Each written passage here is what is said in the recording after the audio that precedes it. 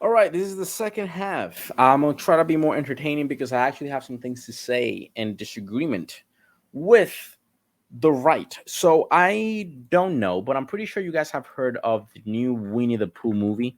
So apparently, Winnie the Pooh is no longer is public domain, meaning that anyone can use it, anyone can make content on it. And there's a horror movie relating to them. Now, I remember Sam telling me about this horror movie before. I didn't think much to it because there's nothing much to say about Winnie the Pooh. I mean, it's a horror film. I mean, there's a bunch of horror films that people do left and right. I didn't really think much of it. It's a dark twist. I think there are plenty of stories that I've seen a dark twist, so I didn't think much of it until I saw this comment from two people, from Candace Owens and then Brett Cooper from the comment section. Candace Owens and I think Brett Cooper, they both work for Daily Wire, the two of the shows. So let's just look at the video that they talk about it. I'm just gonna go to history. I can't believe that I don't even have it. That's wild. Okay, so let me put it up.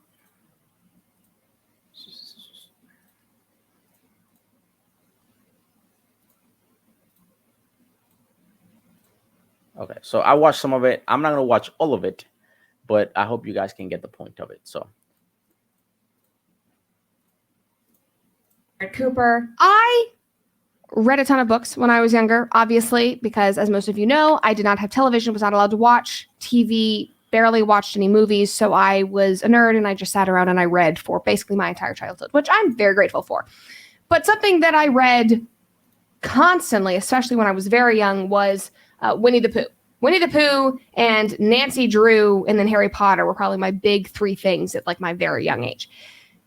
There's something happening in the 100-Acre Wood that might shock you all. But before we get into it, make sure that you like this video, subscribe to this channel, and ring the notification bell so that you never miss a comment section episode because all the abortionists are calling it that. So get hyped because we have some good stuff coming. So the 100-Acre Wood. It's where, Winnie the Pooh and Piglet and Eeyore, they all live. There's Christopher Robin. I always read the books, but there was also a TV show. So Winnie the Pooh entered the public domain in January of this year, which means that Disney no longer has control over the characters, over the story, so people can go in and, use it in their marketing, use it in, new products and that sort of thing. And the trademark laws are like very specific and kind of weird, but, overall it just means that Disney does not control it fully now. And actually, interestingly enough, and I will talk about this later, Mickey Mouse and Minnie Mouse, their trademark is about to expire. And I think legally, they have to become public domain, like later this year. So that's going to be wild. Anyway, Winnie the Pooh, free of the Disney confines, has broken out of Disney World, running out of Orlando, and straight into the world of horror films. Just look at this. IGN posted it, and it says, Winnie the Pooh, Blood and Honey, is a horror retelling of the famous legend of Winnie the Pooh. This, of course, is not being done by Disney. Winnie entered the public domain in January of 2022. No, don't like that. And look how horrifying this is. It is a plastic head that looks like a distorted, horrific version of Winnie the Pooh, and it's in the works. Now, I feel like my childhood is just being ripped to shreds around me. It all started when the left began saying that, To Kill a Mockingbird was racist and that, that whole thing, like that's real. Okay, but this is the thing with the right. Like, see, I'm gonna have a lot more to say in this video, right? The right has this weird thing that they claim to be like thicker skin, but everything bothers them. And keep in mind, like on most issues, I think I will land on their side on most things, right? Like there's this like for example, this thing, right? Like there's this okay. There's this whole thing about Senator Scott Wiener proposes to offer Drag Queen 101 as part of the K-12 curriculum. I will be on their side 100% because I don't think this should be allowed. And this is why I'm thinking of homeschooling my kids, because of people like him that will offer disgusting, perverted shit to children. But then they talk about Winnie the Pooh and how it's like, because it's turned into a horror film, now it's like political.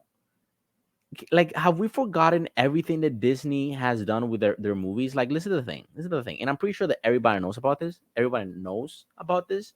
But a bunch of Disney's stories from back in the day were all based on horror stories. Snow White's when Snow White, Beast, I think the Beauty and the Beast, Peter Pan, Sleeping Beauty, Cinderella, Pinocchio, The Little Mermaid, The Hunchback of Notre Dame, Pocahontas. I mean, most of the stories were all horror movies at some point or another, and then they were kidified. So I do not see. I don't know why this people anything that goes or diverges into any amounts of creativity and they don't like, they lose their damn minds. Just like Ben Shapiro was losing his mind because he thought the Star Wars, the Ben Kenobi series was woke, when in reality it wasn't. The actual actors was getting hateful messages, and he for some reason turned it into this whole thing of like, oh, we cannot judge black people. It's like that's not what they said. That's not what they were referring to. It's like he had his producers just come up with the story. They didn't bother to research it, and then he turned it into like a black and white thing of like, oh, they're trying to silence people and it's wokeness. It's like it has nothing to do with wokeness, you know. And the other thing, like I like Brett Cooper, you know, I like some of the things, but it's just sometimes it's just ridiculous. These people turn everything political, and it's like, oh, they're ruining my childhood. It's like they're not. It's a freaking horror movie. Really, what it ticked off. But now Winnie the Pooh, you're destroying everything good about my adolescence. Anyway, here's the article. Winnie the Pooh turns deadly in first look at bizarre new horror movie. So according to the writer and director, this latest retelling of the iconic characters will see Pooh and Piglet abandoned by Christopher Robin, leaving the pair to become the main villains, going on a rampage. Despite the film still being in production, the response online has already been absolutely crazy, said the writer and director. Describing the premise of Blood and Honey, Waterfield said, Christopher Robin has pulled away from them, and he's not given them food. It's made Pooh and Piglet's life quite difficult. So they don't have food, Christopher Robin leaves, so they become murderous killers? Okay, and so look at this picture. There's Pooh and Piglet. Piglet has turned into like a horrifying pig version of The Rock. He's huge. Okay, they continue. And they say, because they've had to fend for themselves so much, they've essentially become feral. So they've gone back to their animal roots. They're no longer tamed. They're like a vicious bear and pig who want to go around and try to find prey. Write that horror movie without Pooh and Piglet. Stop ruining all the things that are good. And now, okay, I know this might be controversial because it's artistic expression. I totally know that. It's totally fine. It's just my personal preference that you wouldn't go and destroy my lovely childhood memories. But I'm sure that there are some horror fans that will actually go see this. Kind of reminds me of when they did Pride and Prejudice and Zombies, which unironically, I think people actually thought was good, but I refused to. But it's sort of that same vein where I'm like, what? But the internet's response has been wild. That first post that I read has 175,000 likes. This is already kind of becoming a meme. Like, we are watching the beginning. Okay, I think I had enough.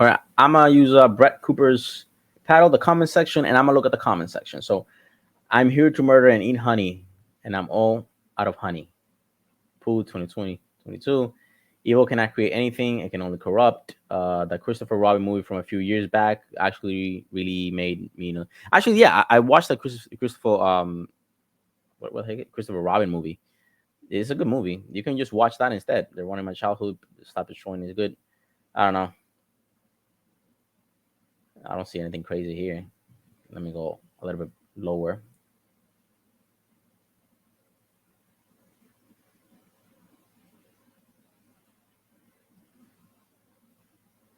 To his childhood memory. Your shock and horror at the twisting of a childhood memory is exactly the reaction they wanted. I mean, I don't understand what's the big deal. It's like this is not like the left. You haven't seen their videos. It's like Jesus Christ. Like this is why people don't like you some of the times. Not Brett Cooper. I'm just talking about kind of the right wing take. Sometimes it's just like you're taking this out of proportion. It's not meant to be political. It's just they turned a childhood show and they're having a nice twist to it and a horror twist to it. You don't like it, you don't have to watch it. But you know, like the Winnie the Pooh is not fucking gay or some shit. Like, you know what I mean? Like, it's not like they're making Winnie the Pooh the childhood series, but like Winnie the Pooh is transgender or some bullshit. Like, it's just a horror movie for God's sakes. And I'm gonna watch the last one from Candace Owens, that she basically summarizes my thing a lot, or summarizes this whole thing. Pleasure to be able to host. It's unfortunate because what the hell? Why is it blue? There we go. You know that is such a classic Winnie the Pooh. Everyone grew up listening, watching. Back. You know, the first idea someone had that is inching closer and closer to if there's been one theme. Your thoughts on the public domain, and do you think this corrupts Winnie the Pooh?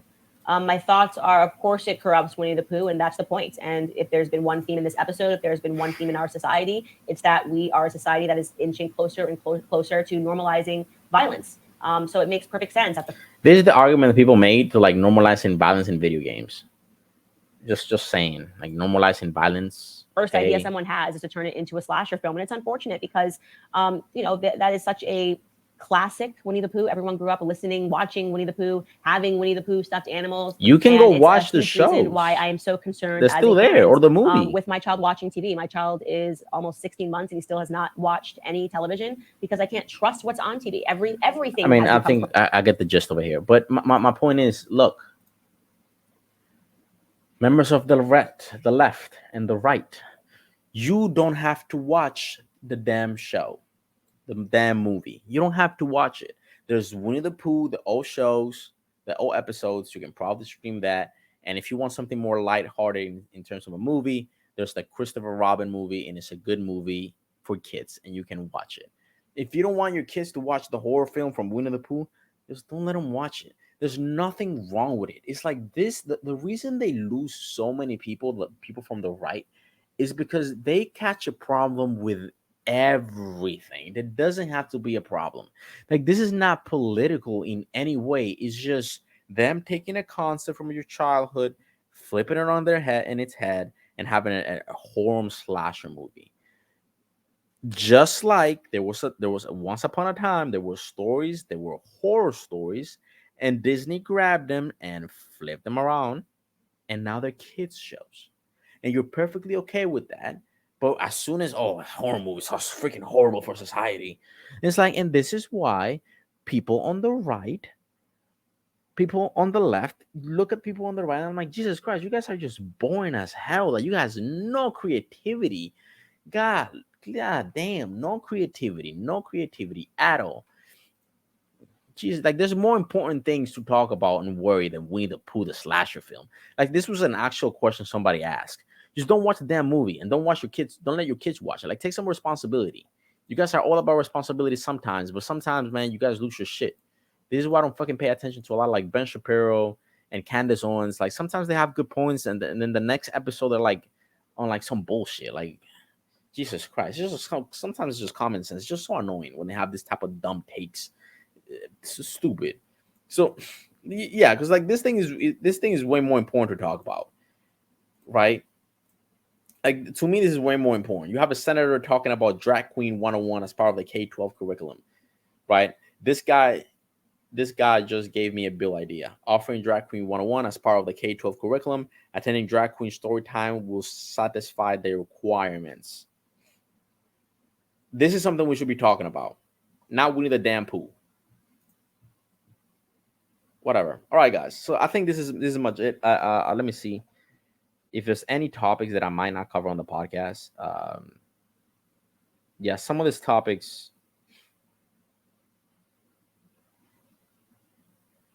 You know what? Let me do this one. Okay, I just at the end as a bonus if you guys are still here, if you guys are still watching, because I know most people just apparently turn away after the first minute. I don't know if it's my voice or my beautiful face that intimidates you. Probably my nose.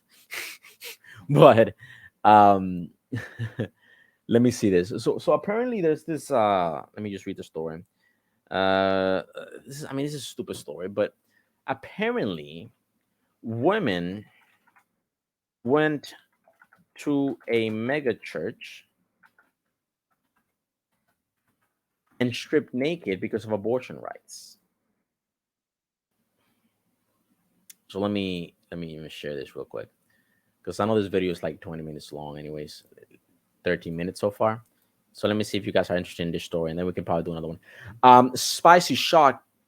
Parishioners catch Tennessee megachurch pastor in his boxers with a married co-worker wearing just a towel, claim they'd be cooking, chilling for hot dogs, and it had spice. I mean, this is not the story. But this is not surprising.